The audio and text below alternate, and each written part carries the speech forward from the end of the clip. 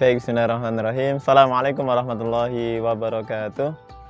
Alhamdulillah rabbil alamin. Wassalatu wassalamu ala asrofil anbiya'i wal mursalin wa ala alihi wa sahbihi ajmain abad. Alhamdulillah, kita bersyukur pada Allah Subhanahu wa taala di hari ini diberikan Allah Subhanahu wa taala kesehatan, kenikmatan yang begitu banyak, dan terutama adalah nikmat iman dan nikmat Islam yang senantiasa kita syukuri, agar mudah-mudahan Allah Subhanahu wa taala mematikan kita juga dalam kondisi yang beriman pada Allah Subhanahu wa taala. Salam dan salamnya Allah semoga turun untuk Nabi besar Muhammad sallallahu alaihi wasallam. Hadirin yang dimulai Allah Subhanahu wa taala, satu hal yang ingin disampaikan pada hari ini, nasihat bagi saya secara pribadi dan kita semuanya. Mari kita mengamalkan satu hadis Rasulullah sallallahu alaihi wasallam yang disebutkan di dalam hadis Arba'in An-Nawawi. Man kana yu'minu billah wal yawmil akhir falyakul khairan aw liyasmut. Wa man kana yu'minu billah wal yawmil akhir falyukrim jarahu. Wa man kana yu'minu billah wal yawmil akhir falyukrim dhaifahu. Pada kesempatan hari ini saya ingin lebih memperdalam terkait dengan hadis wa man kana yu'minu billah wal yawmil akhir falyukrim jarahu. Barang siapa yang beriman pada Allah dan hari akhir, maka hormatilah tetanggamu.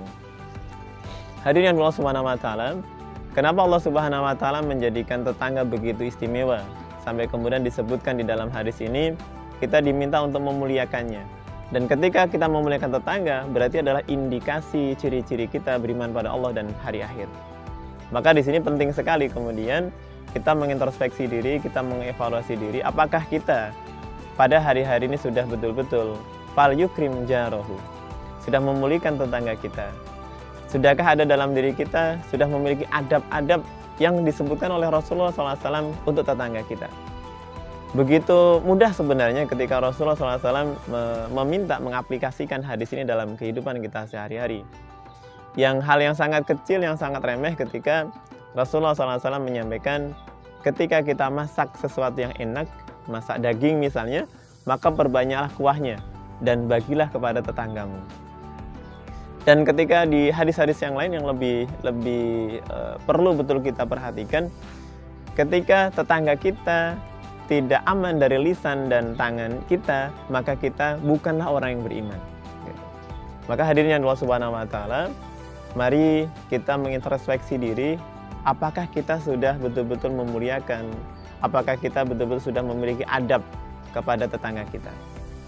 Terutama juga kepada generasi milenial hari ini, anak-anak SD, anak-anak SMP, anak-anak SMA, yang itu juga semuanya harus mulai kita ajarkan untuk betul-betul berada dalam lingkungan sosial mereka.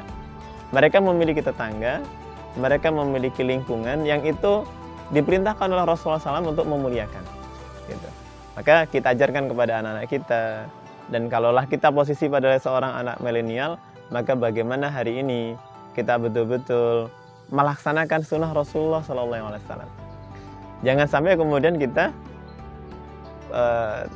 jangankan beradab, jangankan memuliakan, mungkin bahkan tidak kenal siapa tetangga kita. Namanya pun kita tidak kenal. Naudzubillah min dzalik gitu. Padahal Rasulullah SAW sampai lebih detail dari itu. Maka hari ini kita harus mengenal tetangga kita, memuliakannya, berbagi kepadanya. Dan apakah Rasulullah mengatakan ini tetangga muslim? Tidak. Tapi ini seluruh tetangga harus kita muliakan. Bahkan kalau kita dengar kisah Imam Hasan Al-Basri yang bertetangga dengan seorang Yahudi, kemudian tetangga Yahudi itu berada di atas rumah beliau yang setiap hari ini bocor. Gitu. Jadi dari kamar mandinya tetangga Yahudi itu bocor. Kemudian ditampung oleh Imam Hasan Al-Basri. Kemudian suatu hari Imam Hasan Al-Basri sakit, tetangganya menengoknya. Ketika menengoknya, wahai Hasan Al-Basri, apakah engkau sakit? Ya, saya sakit.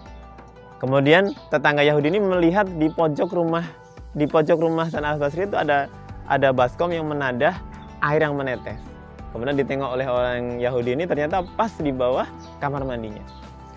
Kemudian dia bertanya, wahai Imam Hasan Al-Basri, apakah ini tampungan dari kamar mandiku? Iya, betul. Sudah berapa lama kondisi ini? Aisyaruna sanatan. Kata Imam Hasan Al-Basri 20 tahun, Masya Allah. Maka kemudian terharulah dia, terketuklah hatinya dengan kemuliaan orang Islam, bagaimana orang Islam itu memuliakan tetangganya. Maka dia menjabat tangan Imam Hasan Al-Basri, kemudian mengatakan asyhadu alla ilaha illallah wa asyhadu anna Muhammadar Rasulullah. Maka hadirin Allah Subhanahu wa taala, hari ini kita pasti tidak atau mungkin hanya sedikit lah yang kita berbeda akidah dengan tetangga kita. Kebanyakan kita tetangganya tetangga muslim. Ulama-ulama dulu sudah memberikan bagaimana cara memuliakan tetangganya sampai seperti itu. Maka kemudian hari ini mari kita sama-sama sekali lagi introspeksi diri, evaluasi diri. Kita betul-betul harus melaksanakan hadis Rasulullah SAW, man kana yu'minu billah wal yawmil akhir fal yukrim jarahu, muliakanlah tetanggamu. Syukron walafa minkum. Sedikit yang disampaikan, mudah Allah Subhanahu wa taala menjadikan kita pribadi yang mudah, lunak hatinya, kemudian kita mudah untuk memberikan kemuliaan kepada orang lain. Walafa minkum billahi taufiq wal hidayah. Assalamualaikum warahmatullahi wabarakatuh.